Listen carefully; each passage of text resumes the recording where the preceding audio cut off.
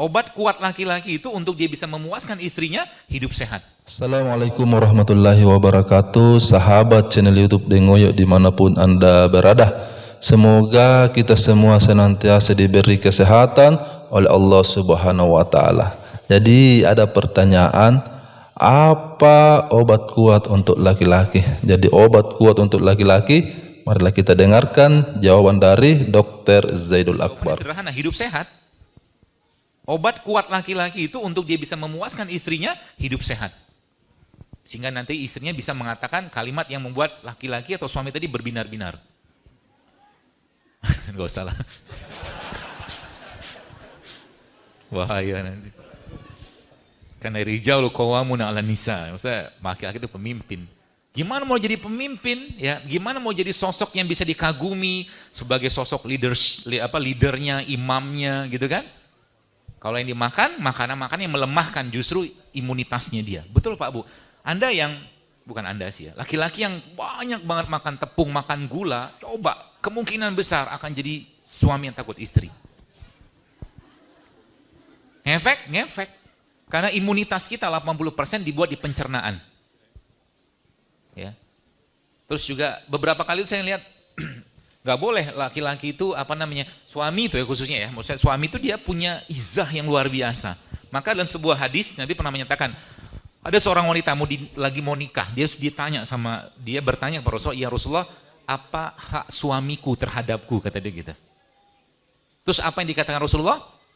Nabi gak jawab panjang lebar, tapi Nabi jawab dengan sebuah jawaban yang ibarat kata wanita itu nggak tahu lagi harus ngomong apa. Kalau seandainya di dada suamimu ada luka yang bernanah, lalu kau bersihkan dengan bibirmu, maka itu tidak cukup untuk menggantikan hak suamimu. Itu peran suami itu kayak begitu.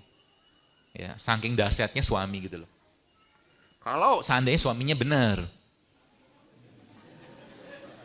makanannya, benar sikapnya gitu kan. Tapi kalau suaminya begitu-begitu aja, pagi siang malam misalkan ya makannya gitu-gitu aja gitu loh, makanan nggak sehat, saya nggak tega ngomong yang biasa itu, makanan nggak sehat lah gitu kan, nanti katanya mencela makanan lagi gitu, pokoknya makanan nggak sehat, karena makanan yang kita makan akan mempengaruhi. Nah teman-teman, itulah tadi jawaban dari Dr. Zaidul Akbar, cukup jelas bahwa obat kuat untuk laki-laki yaitu hidup sehat.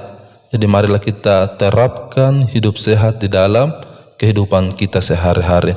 Seperti menjaga pola makan, menjaga rutin berolahraga, dan menjaga pikiran agar tidak stres. Maka insya Allah dengan sendirinya kita akan mendapatkan hidup sehat dan kuat bagi laki-laki. Oke teman-teman, jadi perempuan itu ada namanya fase menopause. Jadi laki-laki sebenarnya akan melewati 3 juga fase.